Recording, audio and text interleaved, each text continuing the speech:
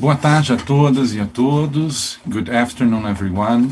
Hoje nossa palestra vai ser em inglês, então eu vou falar imediatamente em inglês para acolher o nosso professor convidado. So this lecture today is going to be managed in English, and we are very happy and privileged to welcome Professor Seçkin Kostin. I don't know if I pronounce it very correctly in Turkish. His PhD was from McGill University in Montreal, Canada. He's a professor at the Department of Political Science in the University of Bilkent, Ankara, Turkey. And Seçkin has his main research interests focused on the international political economy, with a regional focus on Turkish-Russian relations, also regional powers and rising powers, both from the political and economic points of view. He has been a research visitor in the Harriman Institute in Columbia University, New York, in the Jordan Center of the New York University too, and also in the Russia Institute at King's College, London, and finally at the State Institute of International Relations in Moscow, McGill. And his articles have been published in journals like Review of International Political Economy, Foreign Policy Analysis, and Global Policy.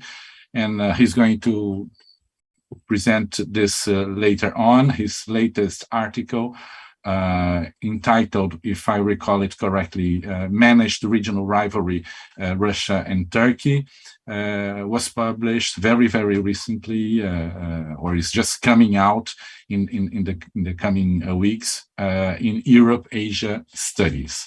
Seçkin, it's a big pleasure and honor for us to have you with us today. Here in Brazil, we don't have many Turkish political scientists speaking to us, then this is really different and very singular to us. And we hardly have experts talking about Russia and the Balkans and Russia and Eurasia, Russia and Turkey relations.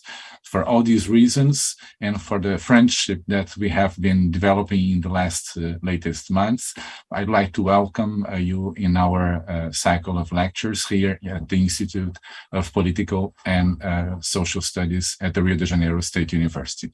You have, as we had agreed, around 40 minutes to give your talk, and then we are going to have some time for Q&A. The floor is yours. Thank you.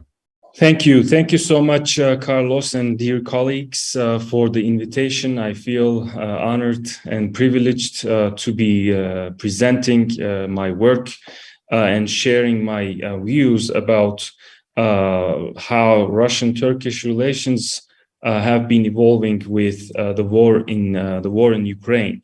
So let me start my presentation slideshow. I hope it's visible to all.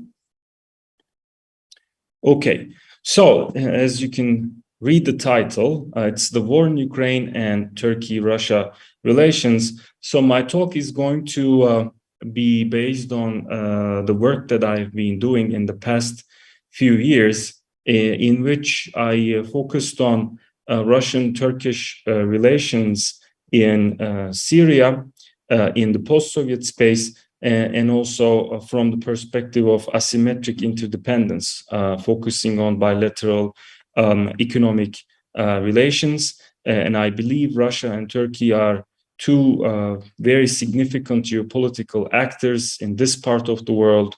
The latest war, Russia's invasion of Ukraine, will also have immense consequences for the bilateral relationship, though it's very early to make predictions for sure.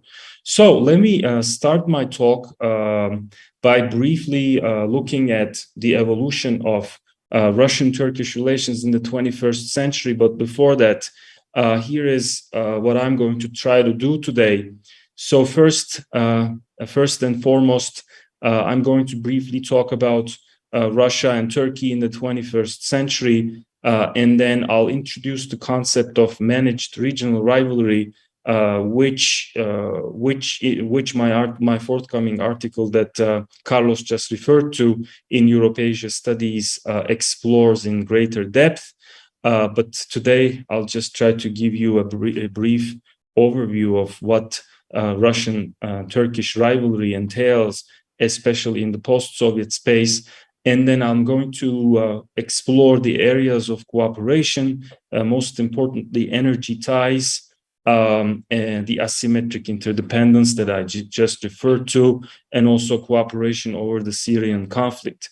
Third, I'm going to briefly explore Turkish-Ukrainian relations, which both governments characterize as a strategic partnership, right, which is quite rare in the contemporary international system, which also puts Turkey at a very interesting position between Russia and Ukraine, especially in Eurasia or around the Black Sea.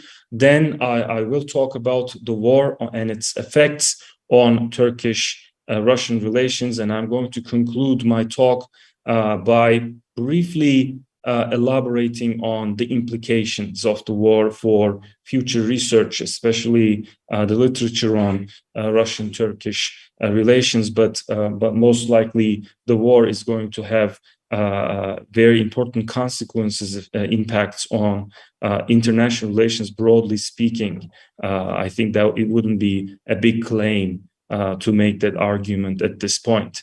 So, Russia and Turkey were rivals in the 1990s as Turkey tried to open up to the Russian perceived sphere of influence in the post-Soviet space, which includes the Black Sea region, the Caucasus, and Central Asia. But soon, the Turkish decision makers realized the barriers to their activism in the region, and at the same time, Russia re-emerged as the hegemonic power in Eurasia, broadly defined. That includes Central Asia, the Caucasus, Eastern Europe, or the Black Sea region. So over time, Russian and Turkish decision makers have learned basically how to deal with each other and how to manage their disagreements. So very interestingly, these countries, so consider any geopolitical tension around this region, including the Middle East, Eastern Mediterranean, the Caucasus, the Balkans, and the Black Sea region. So we're talking about two countries which side with and support opposing sides in each and every conflict that you can observe in these regions that I just referred to. It's a huge set of conflicts or geopolitical tensions that we are talking about, ranging from Libya to Nagorno-Karabakh, from Crimea to the Balkans, to from Syria to Georgia, right? So very interestingly, these two countries have supported opposing sides in each of these geopolitical tension points, and yet somehow managed to prevent the outbreak of a conflict between each other, right? Well, there are several exceptions, such as the downing of a Russian fighter jet in the Turkish-Syrian border in November 2015, that resulted in a 7-month-long rift in the bilateral relationship, and that ended in summer 2016 as Erdogan and Putin once again came together. And another exception includes the killing of more than 30 Turkish soldiers in northwestern Syria. That's the Idlib region, as a result of an airstrike coordinated by the Syrian Air Force and also the Russian Air Force. So, but otherwise, the two countries have somehow learned to manage this disagreement, and over the decades have built channels of cooperation at the institutional level, but also at the presidential level, right? In particular, the Russian leader Vladimir Putin and the Turkish leader Recep Tayyip Erdogan have come together often to find solutions to these geopolitical disagreements and tensions. So the concept of managed regional rivalry that I referred to is actually, I think, exemplifies the form of Russian-Turkish bilateral relationship, especially in the post-Soviet space.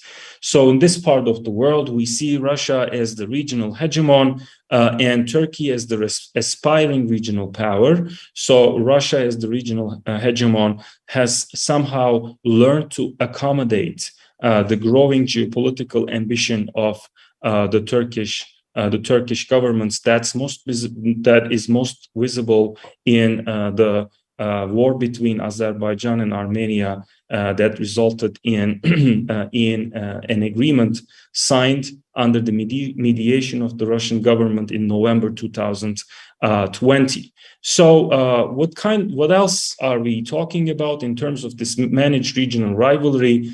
I think, and in the article, I explore several geopolitical tensions, including Georgia, Ukraine, the Black Sea region, and Nagorno-Karabakh, right? So interestingly, for instance, the Turkish government supports the membership of Georgia and Ukraine in the North Atlantic Treaty Organization. Let's keep in mind that Turkey also is the second biggest military within the transatlantic alliance, within NATO, despite disagreements between the Turkish decision makers and Turkey's allies in NATO. Turkey's commitment to NATO also endures, and Turkey has closely supported military modernization efforts in Georgia, which has been occupied by Russia since 2008, right? So one important turning point, for instance, is the 2019 military financial cooperation deal between the ministers of national defense of Turkey and Georgia.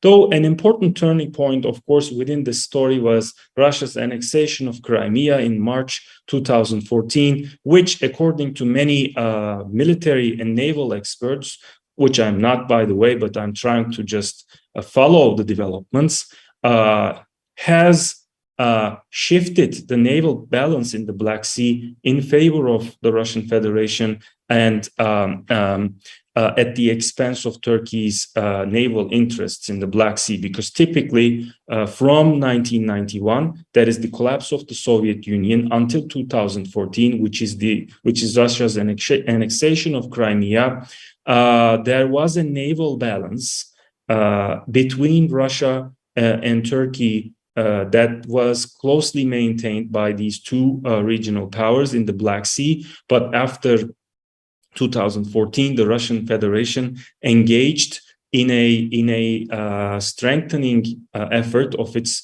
Black Sea fleet, which is located in Sevastopol, Crimea, right? So that has also resulted in several joint efforts, such as Black Sea Harmony and Black Sea Force, to slow down their activities in the Black Sea region. So now I think I've covered the naval balance in the Black Sea and also Turkey's support for Georgia. So, of course, another development after the annexation of Crimea was the Western sanctions imposed on the Russian Federation. We should also note, I think I should importantly note, that the Turkish government decided not to abide by the sanctions imposed by the United States and the European Union, right? And that continues to be the case, right? Which is, I think, an interesting dimension of Turkish foreign policy, somehow staying out of the sanctions imposed by the United States and the EU, and only sticking with and implementing the sanctions that are decided on by the United Nations Security Council. So, but despite not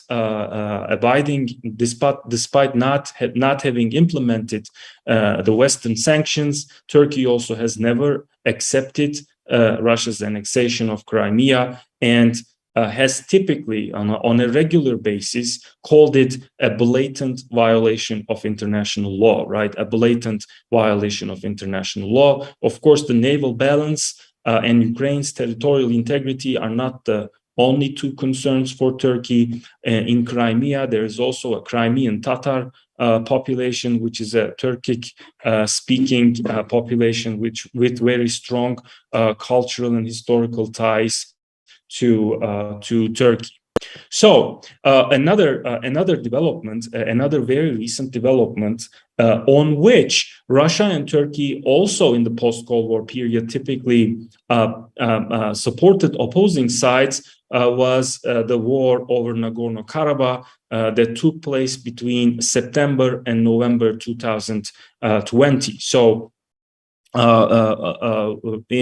the war, Azerbaijan aimed to take back its territory called Nagorno-Karabakh, which is Armenian populated, but which, according to international law, is a part of Azerbaijan, and yet which had been under occupation of Armenian forces since 1992, right? So I'm not going to talk a lot about the historical background, but the point I'm trying to make is that typically Turkey has been a supporter of Azerbaijan, and Russia has been a supporter of Armenia, and there is in fact a Russian military base in Armenia located just a few kilometers from the Turkish border with Armenia. So Azerbaijan won, well, from the Azerbaijani perspective, Azerbaijan won the war,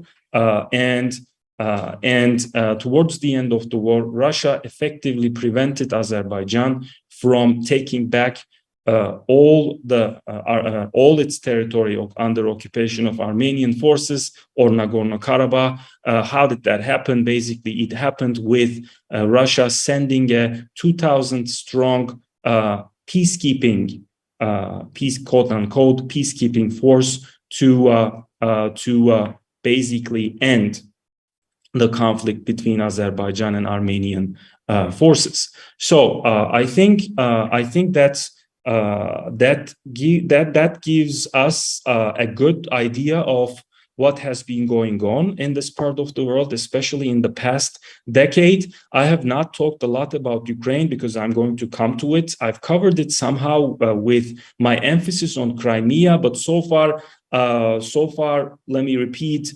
what I've just said. So my argument is that Russia and Turkey have been able to somehow learn to cooperate with each other despite having supported opposing sides in each of the geopolitical tensions in post-Soviet Eurasia that includes the Black Sea region, Crimea, Georgia, and Nagorno-Karabakh. As promised, I'm going to come back to the bigger question of Ukraine.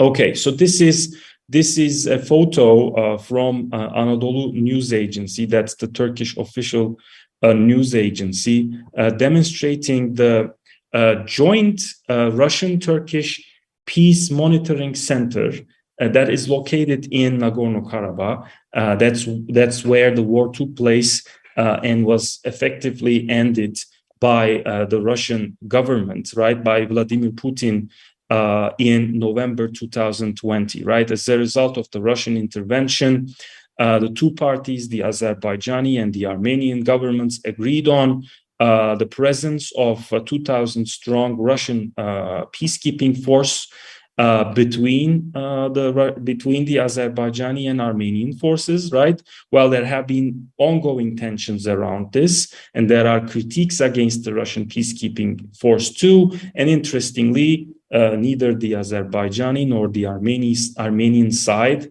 are happy with the performance of the Russian peacekeeping force so far. But despite the normalization effort, tensions and also conflicts have endured, including the armed skirmishes between the Armenian and Azerbaijani forces that took place a few weeks ago. So apparently, what we understand from open sources is that the Turkish government actually was in search for a bigger military role in Nagorno-Karabakh, and ultimately, the Russian government agreed on establishing a joint military peace monitoring center with the presence of around 40 to 60, estimated 40 to 60 Turkish military officers. So that I think is also an important component of the evolution of Russian-Turkish relations, right? So these parties, once again, support different sides, and yet we're able to coordinate their efforts in Nagorno-Karabakh. So now let's turn to, having talked about rivalry, let's now turn to the main spheres of cooperation between these two countries, between these two important regional powers in Eurasia, or the Black Sea region, or the Middle East, however you call it, right? Because these countries are active and have to coordinate their actions in multiple parts of the international system, as I just mentioned. But very briefly speaking, here are the most important areas of cooperation. First and foremost, we need to explore energy cooperation, right? And in fact, there is a huge literature on it. Turkey has been in the 21st century, at least in the first 2 decades of the 21st century, has been the second biggest customer of Gazprom, the state-owned Russian natural gas corporation, Gazprom, after Germany, right? What started with the Blue Stream pipeline that was established in the early 2000s, later on was consolidated with the establishment of the Turk Stream, or the Turkish Stream pipeline. Both of them go below the Black Sea so that deliver Russian natural gas to Anatolia or Turkey, and later on to transfer it, to deliver it to several Southeast European and Balkan countries. So despite growing energy cooperation, of course, I and several other scholars in the field have argued that this is a classic case of asymmetric interdependence, which has made Turkey both sensitive and vulnerable to potential Russian economic sanctions. And in fact, this was experienced after the Turkish Air Force shot down a Russian Su-24 fighter jet that resulted in the killing of the Russian pilots right around the Syrian-Turkish territory, right, in November 2015. And after the incident, Russia imposed heavy sanctions on the goods that Russia imported from Turkey to the Russian market, and also that included cutting tourism agreements, which is of crucial importance for a country like Turkey, which typically runs a current account deficit. So tourism revenues over the summer are very, very important. And typically 5 to 6 million Russian tourists visit Turkey every year. So that can give you an idea about the power that Russia possesses over the Turkish economy. That the Russian sanctions imposed on Turkey also included halting several important Turkish investments in the Russian market. So 7 months after the incident, so the Turkish president sent, as far as we understand from media, again, a letter of regret to the Russian President Putin, and the letter was delivered to Putin during the Tashkent summit of the Shanghai Cooperation Organization in summer 2016. So very, very interestingly, the two leaders met again very recently, last month, in Tashkent, Uzbekistan, during the Shanghai Cooperation Organization summit, to which Turkey was invited as a guest, right? So asymmetric interdependence emanates from the structure of the two countries' national economies, right? Turkey is a heavily energy-dependent economic structure, while Russia is a resource-rich country, among the top exporters of both oil producers and exporters of both oil and natural gas. And that has also resulted in a diversification effort in Turkey, right? In the past decade, the Turkish government has aimed to invest in renewable energy increasingly, but also find alternative sources of supply, sources that are alternative to the Russian natural gas. So it's estimated that in the past decade, Turkey's dependence on Russian natural gas has gone down from about 55%, which is huge, to around 33 to 35% as newcomers entered the market as well, including Qatar and the United States, right? So energy, therefore, is one very important sector. We should also talk about the conflict in Syria. Of course, it's a very complex story, but once again, just like Nagorno-Karabakh, just like Georgia, just like Libya and Crimea, Russia and Turkey have supported opposing sides. The Turkish government have supported the armed opposition, right, to topple the Assad regime, although that goal is no longer there. Russia contrarily held on to supporting the Assad regime or Damascus, and ultimately the Russian intervention in the conflict in September 2015 radically altered Turkey's geopolitical calculations in Syria. And the Turkish government soon realized that it had to cooperate with Russia in order to accomplish its goals in Syria. So under Russian consent, the Turkish military has been able to conduct several cross-border operations that has targeted both ISIS and also the PYD or the YPG, which is accepted by the Turkish government as the Syrian branch of the PKK. So the one final point that I would like to make in addition to economic cooperation and the geopolitical alignment in Syria is Turkey's purchase of Russian S-400 air defense systems or surface-to-air missiles.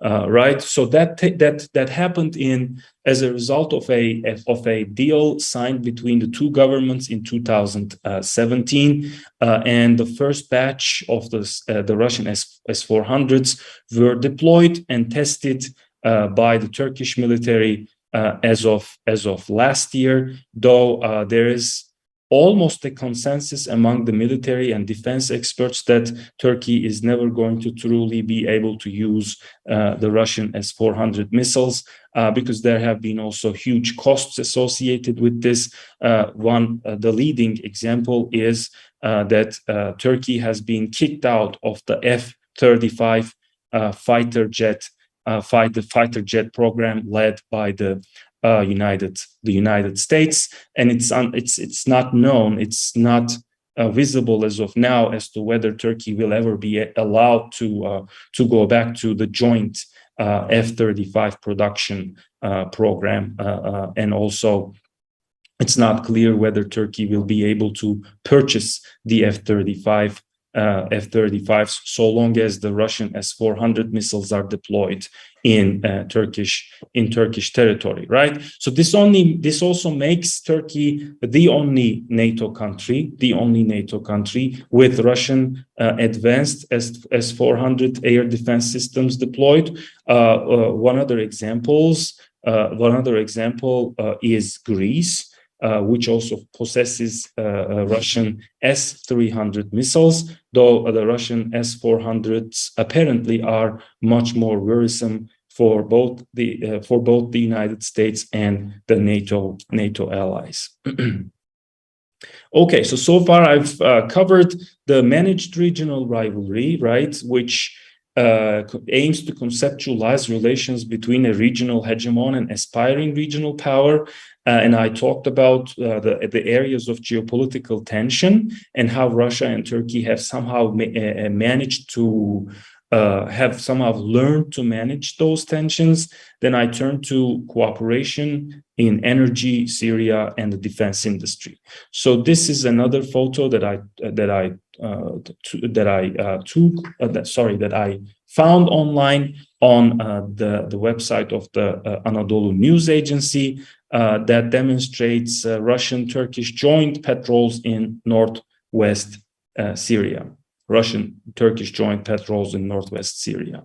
All right, so now having talked about the rivalry and cooperation dynamic between Russia and Turkey, let me now turn to the Turkey-Ukraine strategic partnership, which is, I think, going to better demonstrate to you this delicate balance that Turkey has aimed to maintain between Ukraine, its Western allies, on the one hand, and Russia on the other hand.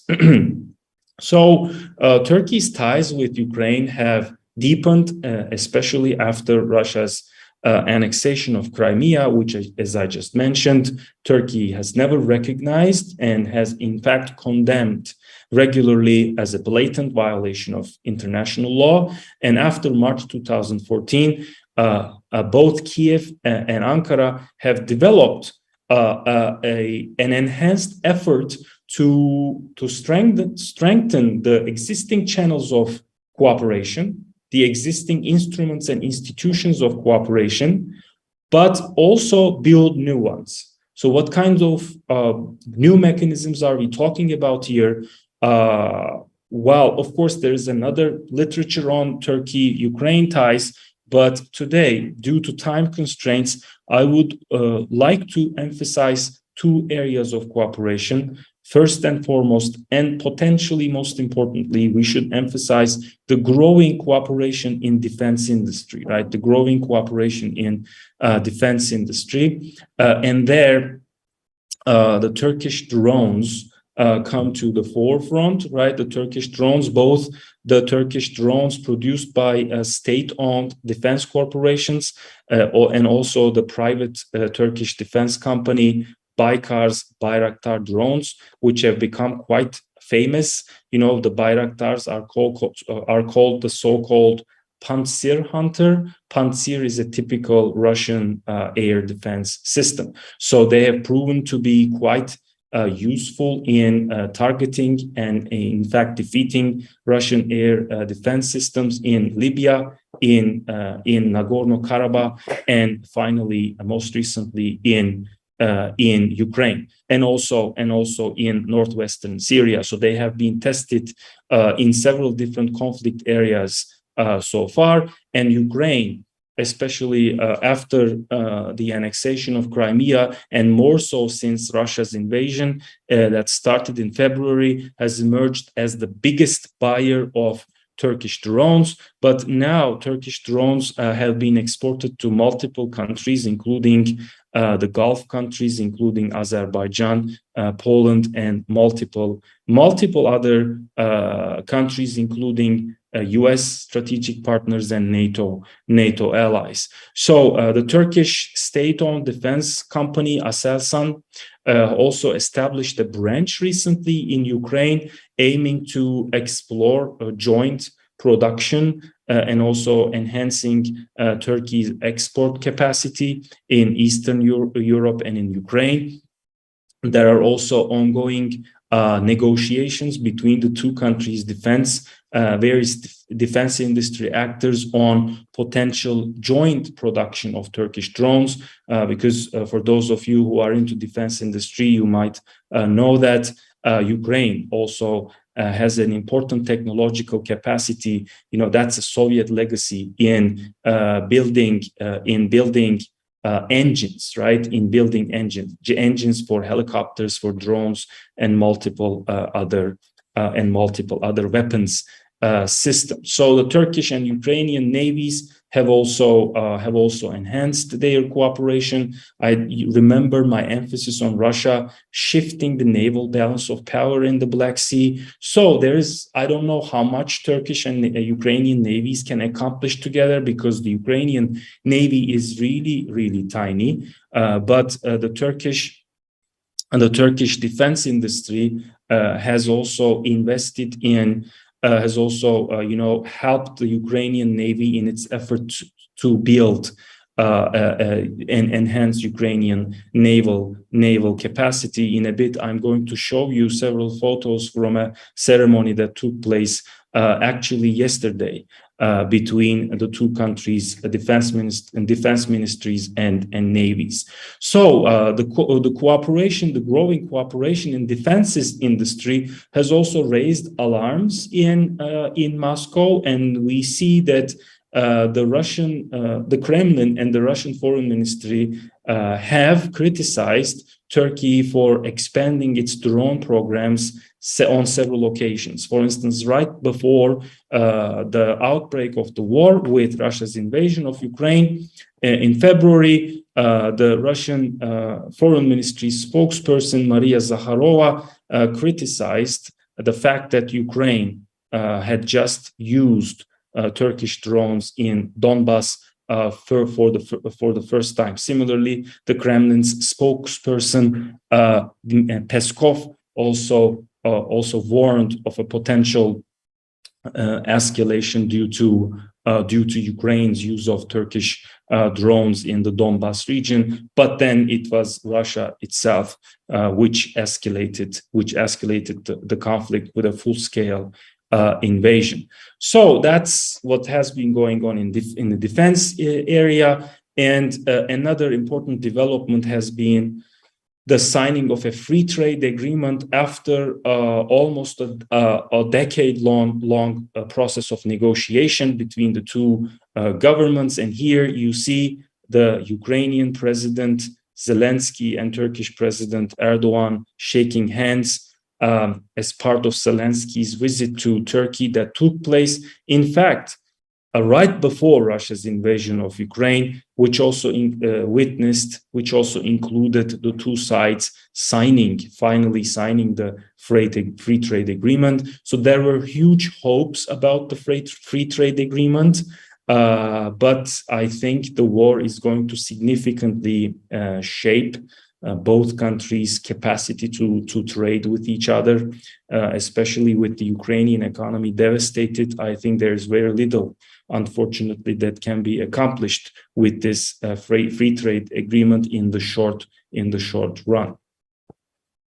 So here is a collection of photos that I took from the Ukrainian news agency. This is very, very, very, very fresh. In fact, this is from a ceremony that took place in Istanbul yesterday. And here in three of the photos, you see the Ukrainian First Lady, Olena Zelenska, who came from Kiev to Istanbul for the ceremony. What is the ceremony about? So here you see the flagship of the Ukrainian Navy, its very first corvette, named after Ivan Mazepa, the 17th century Ukrainian soldier and leader. So the corvette was named after him, being launched in the Black Sea, right? So I think this is a very good demonstration of the balance that Turkey is aiming to keep between Russia and Ukraine. But for the growing Turkish defense industry, both Azerbaijan and Ukraine have been two fundamental partners. All right. So next and finally, I'm happy to turn to the war and its effects on Turkey-Russia relations. So as an academic and social scientist specializing on these issues and focusing on these issues, I would like to be hesitant and cautious to make huge predictions. But let me try to summarize what I observed to be taking place in the past 6 to 7 months. Well, first and foremost, Turkey has been on a balancing act, right? So on the one hand, it has demonstrated clearly that it sides with the Ukrainian government. So the Turkish president has come together with Zelensky And the Turkish foreign minister has come together with Zelensky on multiple occasions. The two countries' foreign ministers, defense ministers have come together on multiple occasions. The Turkish president visited Ukraine right in summer, and also has sent envoys to Ukraine on multiple occasions to demonstrate Turkey's support for Ukraine's territorial integrity. That being said, and on the other hand, Turkey once again has not joined the US and EU sanctions against Russia, right? Arguing that sanctions are not useful and counterproductive mechanisms for the international system, right? So that's been rather standard in Turkish foreign policy in the past 2 decades, right? The argument that sanctions imposed by the US and the EU are not helping, are counterproductive, right? The Turkish president has also come together with Vladimir Putin, and the Turkish government on several occasions has proposed to mediate between Ukraine and Russia, or at least facilitate, act as a facilitator between Russian and Ukrainian governments. Well, in fact, at the beginning of the war, especially in the United States and Europe, there was a skepticism towards the Turkish government's efforts. Yet at least the Turkish government was able to bring together the Ukrainian and Russian sides multiple times, not once, but multiple times. 2 of those meetings took place in Istanbul.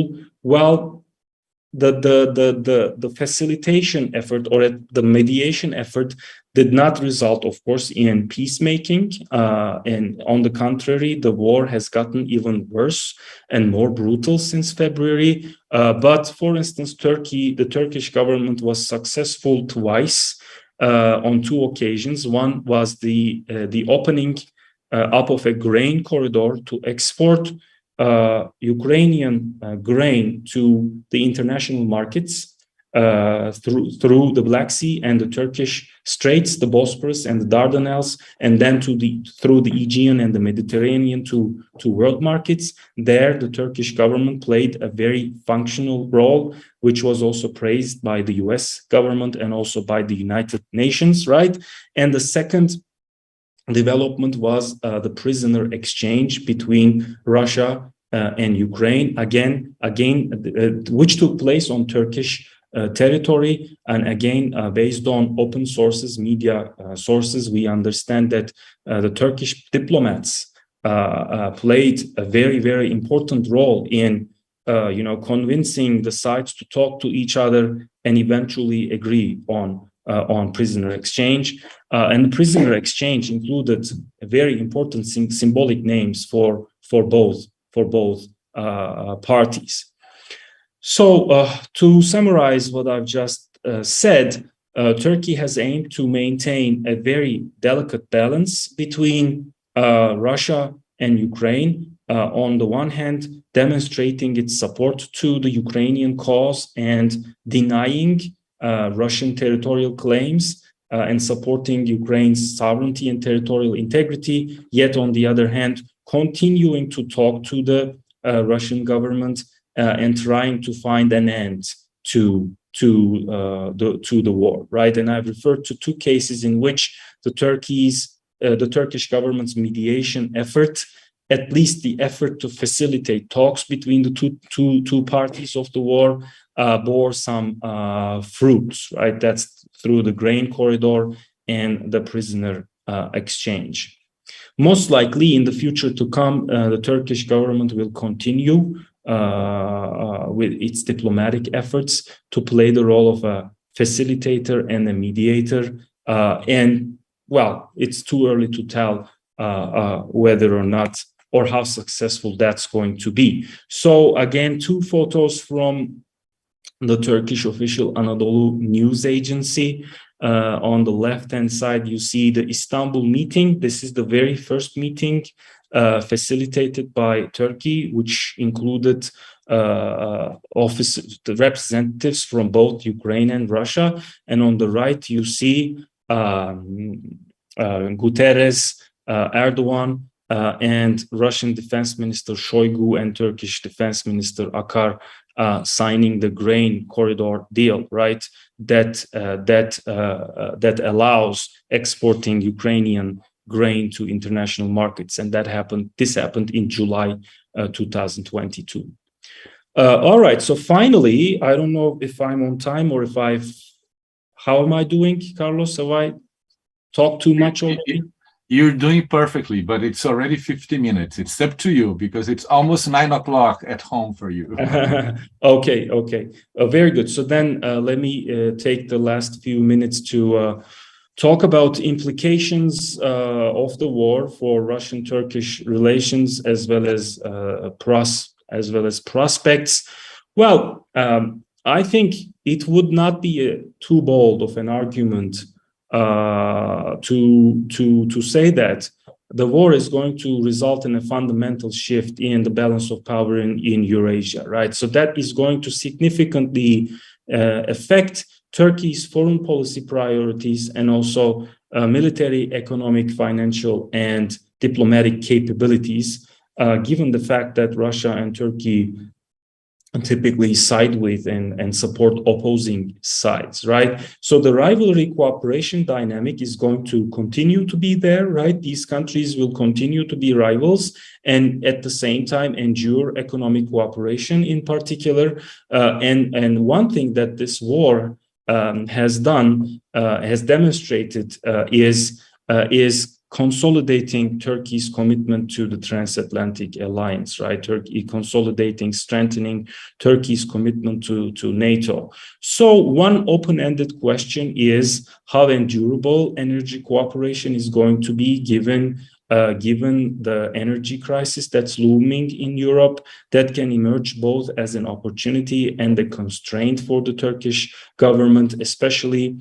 It wouldn't be far-fetched to argue that the United States and the EU will continue to pressurize the Turkish government to pick a side more clearly and stop, or at least, reduce its cooperation with Russia in the economic realm. So in Syria, there might be some consequences as well, as well as in Nagorno-Karabakh, especially if Russia emerges from out of this conflict, having lost its military capabilities considerably. So that can open up a geopolitical opportunity to explore for the Turkish governments. But as I mentioned, I'm very cautious and I'm hesitant to make big claims about what is to follow. Thank you so much for listening, and I look forward to the questions and comments. And finally, just a list of the work that I've so far done on this area. Some articles and an edited volume. If you're interested, feel free to send me an email and I'll make sure to share them with you. Thanks a lot, Secin, for this brilliant talk. I see that Maria Regina wants to ask a question, and we have already Monica, Ana Paula. I'll give you the floor immediately. I'll just ask you two questions before I give you the floor to, in this order, Monica, Ana Paula, and then Maria Regina, right? Sure, let me take notes, by the way, yeah. Sure, Secin. Are you ready? Yes. Okay. Now, my first question has to do with a non-pronounced word, China. You have just recalled Shanghai Cooperation Organization. Then it rang the bell to China, of course. And I think that, China has lots of investments in Turkey too. It has lots of interest in energy cooperation with Russia too. Does it mingle with Turkish-Russian relations? How positively, negatively, if you could say a few words? And the second question has to do with because you mentioned at the end of your talk that perhaps the West, European Union, may put on some pressure onto Ankara to change its positioning, etc., or not to cooperate so vividly with Russia, although it also cooperates with Ukraine, as you said. I think you gave us a wonderful lecture on strategy too, because I mean the Turkish are very good at strategic thinking. I mean, this is extremely interesting. But what can the West offer to Turkey? Because there is this trauma of the European Union non-integration. Yeah. And then what can the West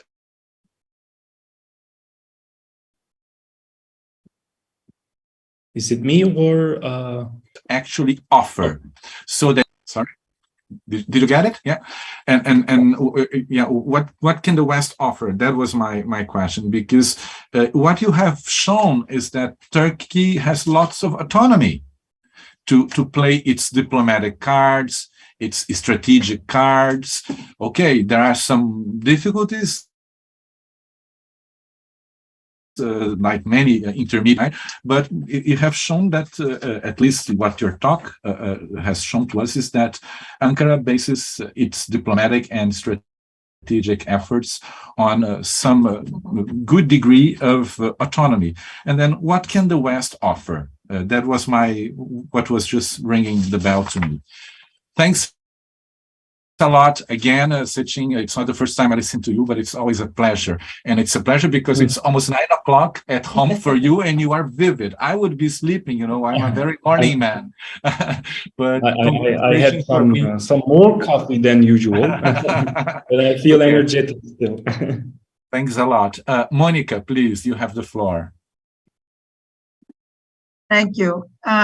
Yes, I really enjoyed your lecture, Sechin, and I'm glad there exists something called Turkish coffee, which might be very effective this evening for you. My first question, Carlos already asked, and I'm glad, because then I can move on, which was China. Where does China fit in? A second is a very specific, but it became it is important for Turkey, and it has been important in this swap, which was done regarding the NATO negotiation and the Swedes coming in, and that has to do with the Kurds. And I wonder, so there I think there is a card in the swap with the Western powers, which has already been played with Sweden very recently, but I really have no information. I do not know how the Kurd issue fit in the relationship between Russia and Turkey. And the last question has to do with us. We are nostalgic here, and particularly today. And there was a time in which Brazil played mediating performance with Turkey regarding Iran. And so this brings me a question of how open would Turkey be, not necessarily to Brazil, we don't even know what Brazil will exist, but with other actors. Why is Turkey mediating by itself? Why will it not coordinate with other rising powers regarding the possibility of really trying to put both parts of the war on the table? It seems like mediation for Turkey now is much more a specific foreign policy, performatic and ambitious possibility than really trying to move ahead in a peaceful solution, with a peaceful solution for the war. Wonderful questions. Should I? Yeah, go ahead if you want, and then we come back for the second round with Ana Paula. Is that okay, Ana? And Maria Regina. Yeah. Okay. Good. So let me try to prevent myself from giving another 15-minute lecture and then contain myself and my answers to a few minutes only, if I can. Those are all wonderful, brilliant questions. Let me try to address them one by one. So the question on China, well, that's the $1 million question, right? And yes, the Chinese investments in this part of the world is increasing as part of the Belt and Road Initiative, though the Turkish government initially expected a lot more to come in from China. It didn't happen. And the Chinese FDI in Turkey is rather limited. China also has greater involvement in the Russian economy and some involvement in the Ukrainian economy. But I think overall the stakes are low for China at this point. So I don't see the Chinese economy being hurt significantly, especially its investments in Turkey. I think we are not there yet. Well, I cannot say it will never come to that point. It may, depending on how serious Putin is going to be in further escalating the war. But as of now, I don't see a lot of Chinese effort let me put it this way. I don't see China is playing a huge role in shaping Russian-Turkish relations. So the Shanghai Cooperation Organization is a strange case. Very interestingly, this has made a comeback to the Turkish foreign policy agenda. Before that, the last time the Turkish president ever talked about it was 2016, right? So 6 years after, once again, the Turkish president started talking about a potential membership of Turkey to the Shanghai Cooperation Organization, though I think it's mostly symbolic. I don't think it can happen so long as Turkey is committed to the NATO alliance. So it would be a very unlikely partnership. Though it's very important for the Turkish president to be invited to such summits. Another important summit was the BRICS Plus summit, that took place several years ago in Johannesburg. So, I mean, it's a good opportunity for Turkish diplomacy to somehow demonstrate its regional and global outreach, right? But I don't think we are yet at a point in which Turkish-Chinese relations will be affected by the war. But the broader question about China makes me curious too. I don't think they are super happy about the war. And in fact, Xi Jinping demonstrated his unhappiness. That's my personal take during the Tashkent summit to Vladimir Putin. I think that was a rather strong wording from Xi Jinping to Putin, warning not to go further. But I think we are past the point in which Xi Jinping can stop Putin. If of course, hypothetically, if China had intervened in the early stages of the war, that could have had an impact on Russian decision-making, but I think we are past that point right now. But again, I just told I wasn't going to make big predictions, but my biggest prediction about the war is that this is going to make Russia even more geopolitically dependent on China. That's going to be counterproductive for the Russian argument of being a pole, like a major power in international politics. I think the opposite is going to take place. Well, we'll see. So, secondly, the West. What can the West offer Turkey? Another brilliant question. Well, actually, there is very little. I can think about a scenario in which the West can offer multiple things to Turkey, but they won't, because that trust has been lost a long time ago, right? So neither the Turkish government nor Brussels trust each other so much as they used to 10 years ago, right? The accession process halted.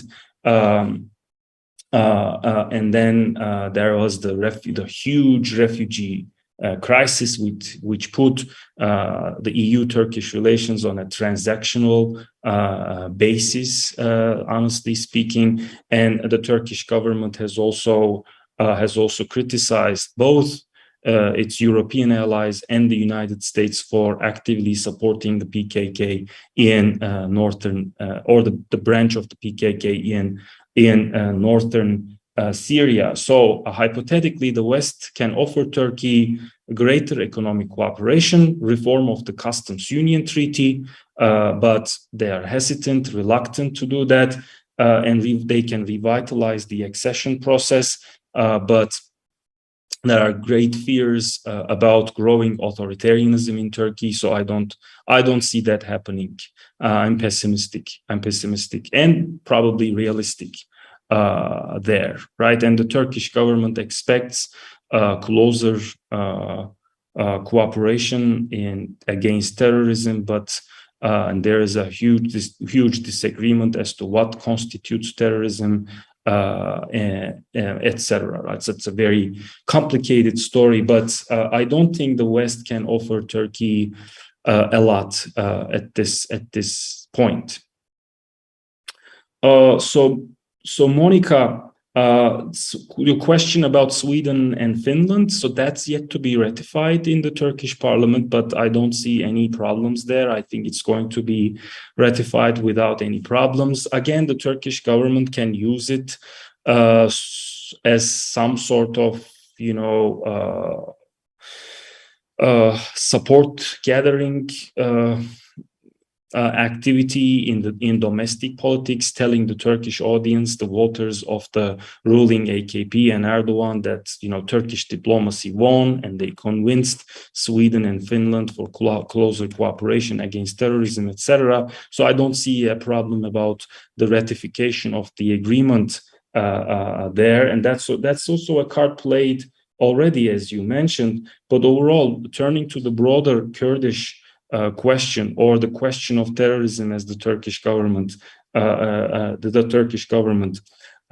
calls it, that's going to continue to be a very, very complicated situation, right? So the Turkish military has a strong presence in both Iraq and both Syria, and we know that after ISIS having been defeated, the primary reason why they are there is to prevent the establishment of a potential of a stronger Kurdish autonomy led by the PYD or the YPG in northern Syria. That's also going to continue to be the case. But I'm personally curious about the outcome of the ongoing talks and negotiations between the intelligence agencies of Syria and Turkey. Well, we don't know what's going to come out of that, whether diplomatic relations will go back to business as usual. Probably they won't after all those years of conflict and civil war. But somehow I think Turkey is going to seek normalization of relations with Damascus. That the primary goal of which is going to be twofold. One, to return some of the refugees that are settled now in Turkey, several millions of them, and second, to find a way of reasserting central authority of the Syrian government over the YPG controlled areas in northern Syria. So the question on Brazil and Turkey is a fantastic one. It's very good. It's one thing that the literature has also explored recently. Well, it failed, but it was still a very important effort coordinated by the two governments. In this case, I mean, I think the stakes are very low for other rising powers in the war in Ukraine. I don't know whether you would agree or disagree, but Brazil is no longer that rising star in global politics that we had in the first decade of the 21st century, right? And the others simply are not interested, right? Or they don't want to pick a side. Probably they see it to be too risky. Well, after all, it's the biggest attempted land grab and occupation of a country in Europe that has taken place in Europe after the Second World War, right? We're talking about Russia trying to invade a country of 45 million people, which is unprecedented. So I think, so the other rising powers or emerging middle powers, however you name them, I think they just want to observe what's going on. While for Turkey, the stakes are just too high, right?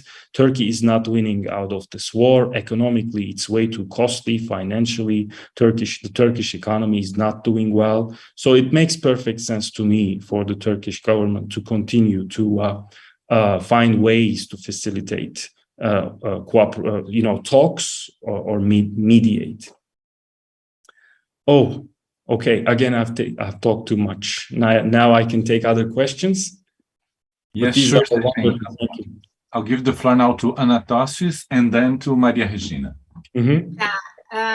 Okay, thank you so much. Thank you very much. We have a lot of learn about Turkey and so a lot of gaps. So thank you. It was great, especially considering, the Turkey's ambiguous position in European politics, and to me, it's like I do have a lot of questions. I'm not an expert about the questions I will, address. So one of my questions is, I think it's already answered, but I'm gonna insist. So don't you see, by any chance, a kind of growth of Ankara's expectation of seeing the Turkish membership taking more seriously from the new geopolitics that will redefine, the EU-Russia relationship after this war, if when it ends, because. We know from the side of the EU, we do not see chances for this membership. However, the Turkish politics is, I see like always trying to be not so much in Europe, but also at the same time always present. I see a kind of soft regional dispute of influence somehow between Russia and Turkey over countries, on the border between EU and Russia. And I'm very curious about how it's gonna work, in the future. After, as for prospects for future relations, between. Turkey and Russia, and Turkey and Russia and Turkey and EU and the EU. For example, you talked about a few countries that are part of the Eastern Partnership, of EU, like Georgia and you said Georgia, Azerbaijan, and Ukraine, Ukraine, and I would mention Moldova as well. And right. If I'm not wrong, I'm not sure, but if I'm not wrong, Turkey is one of the most important partner of Moldova, where, as we know, there is a long issue with Russia. So I'd like to hear more, about the future of this expectation of Turkey in the region in Europe. Thank you so much. Yeah, again, thank you. Again, wonderful question. And then it's a very tough one, honestly. It's a very difficult one. In fact, that's one thing that I tried to do in the latest article, coming up with the concept of managed regional rivalry. I don't see these countries as strategic partners. First and foremost, I see them as rivals. And that is demonstrated over Azerbaijan, Georgia, Ukraine, multiple other places. Turkey is not that much invested in Moldova, but there it also supports Moldovan territorial integrity and sovereignty. But traditionally, the diminishing of Russian military capabilities has allowed greater Turkish activism, right? So this has always been the case, right? In the post-Cold War period in particular, right? Both during the current AKP governments and before them in the 1990s. So Russian geopolitical decline and retreat typically resulted in greater Turkish ambition, geopolitical ambition. That has a material dimension, an economic dimension, and also a cultural, ethnic, ideological dimension, right? Based on Turkey's ties with the Turkic peoples of Eurasia, etc. So I try to be cautious, but I can see a scenario in which Russia emerging as having lost its capabilities significantly to once again revitalize Turkey's geopolitical ambitions. That's a likely scenario, right? And we can see that happening in Libya, in Syria, and also in Nagorno-Karabakh or the Caucasus, and also Georgia, Ukraine, and the Black Sea. But at the same time, it's also way too risky for Turkey to infuriate Russia and to somehow provoke a potential Russian military aggression, right? So that's also been another traditional Turkish foreign policy goal, right? To prevent a potential Russian military attack. That used to be the Soviet Union as a result of Stalin's demands over the Turkish straits. That's after all why Turkey joined NATO, right? So I think that legacy is still there, regardless of how Russia emerges from out of this conflict. The Turkish decision makers, again, regardless of who governs the country, then are going to be very careful about managing this rivalry with the Russians. So if I go back to Turkey-EU relations, again, I can see a scenario in which this war can consolidate Turkey's ties with the EU, but let's keep in mind two trends. One, Turkey is clearly not joining the EU sanctions, right? If Turkey has expectations from the EU has expectations from Turkey too, right? It's a two-way street.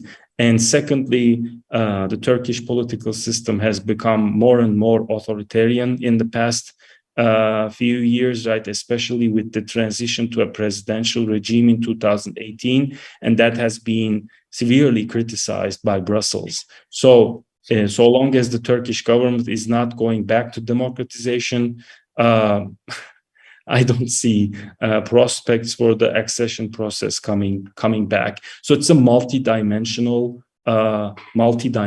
story, but I'm rather pessimistic about that. Security cooperation will grow. That's for sure, but that typically takes place within NATO, right?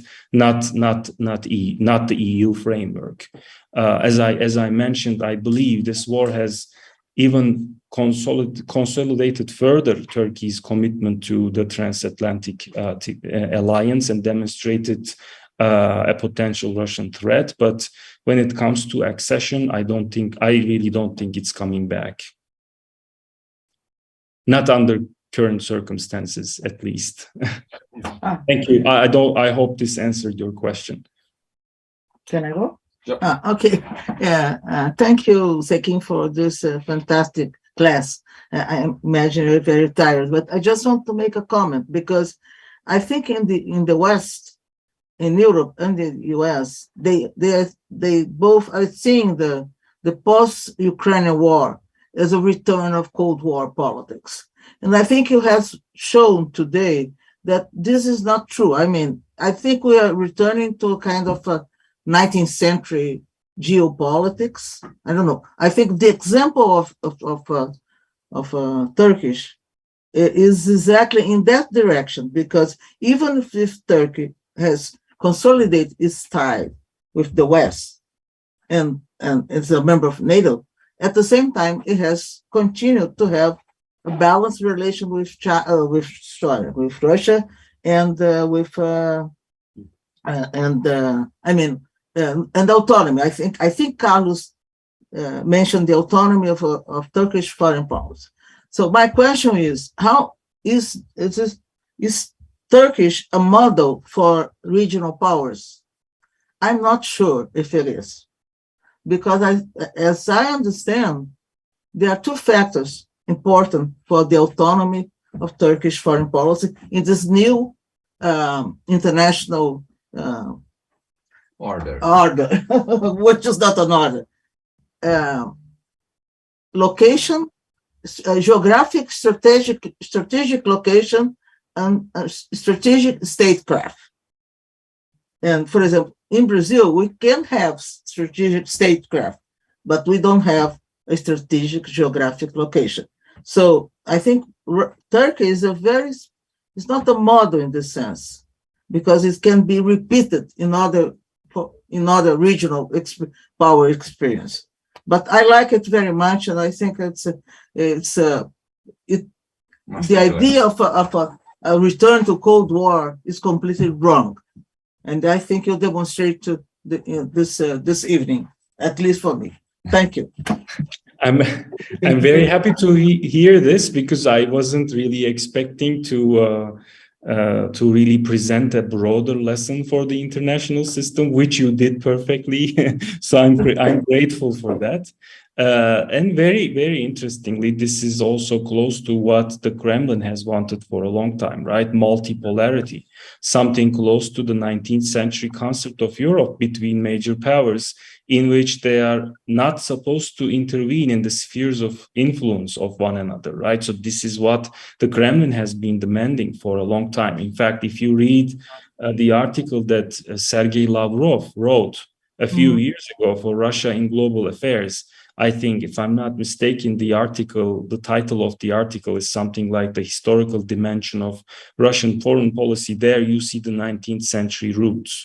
While Putin typically is compared with, a Cold War mentality, I agree. I think what's emerging is more something closer to the 19th century order or the lack thereof, right? This order between major powers and multiple other powers. So the question, is Turkey a model for regional powers? Theoretically and empirically, a very important, fantastic question. One question that I've asked myself since I started writing my PhD dissertation. In my dissertation, I compared Russia and Turkey as regional powers and looked at their regionalization efforts, and in which I made the argument that the ruling Turkish ruling elites' identity conceptions made it a liberal regional power in the Middle East, which is no longer the case, right? With the Arab Spring, the entire situation changed, and Turkey started using a more assertive, ambitious, and a foreign policy based also on hard power and military instruments. So I don't want to, as a social scientist, I don't really want to make the argument that Turkey is a unique case. But geographically speaking, I think there is no other case that resembles Turkey's geopolitical location, right? The literature has studied these powers extensively, Brazilian foreign policy behavior, South African, Nigerian, Indonesian, but none of them really have the geopolitical tensions that Turkish foreign policy has to address, and that's been the case for a very, very long time. Think about the conflicts around Turkey, Syria, Nagorno-Karabakh, the Balkans, the Black Sea, Iraq, the American occupation of Iraq has huge consequences for Turkish foreign policy. So yes, in terms of both geography and the instruments of statecraft, I would classify Turkey as a strange regional power, right? If that makes sense, as maybe a unique regional power, or maybe each regional power is unique in and of themselves. Yeah. So in the first decade of the 21st century, Turkey looked closer to other emerging middle powers, in which it aimed for growing integration to the global economy. Soft power techniques were implemented, or it pursued regional integration and regionalism in its southern neighborhood, but that changed radically with the Arab Spring. And domestic politics too, right? Growing authoritarianism.